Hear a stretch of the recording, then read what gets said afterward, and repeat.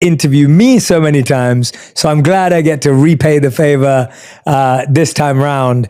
And I wanted to ask you, just to get our blood boiling, just to start with some fun, I wanted to ask you, David, what's something that you're not calm about? I think there's a lot of things that I'm not calm about throughout my day. I will tell you right now, I am in the throes of my oldest daughter applying to colleges.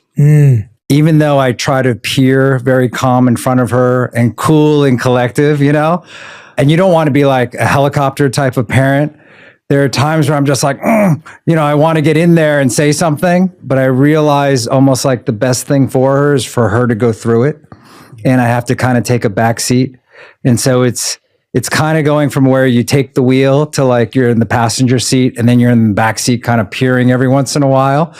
But I can't help myself from like, I don't know, when she first learned to drive by like saying, oh, I'm stepping on the brake here and there, right? But that's one thing right now that is probably a little stressful. Yeah, no, I can imagine. I read a study that said we process around 72 gigabytes of information per day, which the research likened to reading Tolkien's The Hobbit every single day. That's nearly 96,000 words.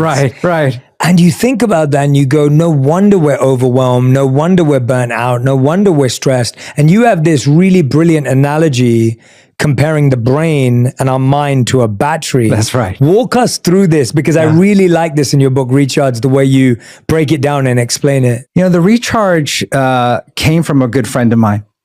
And we were talking about mental health. And I just asked her, I said, you know, how's it going with your kids?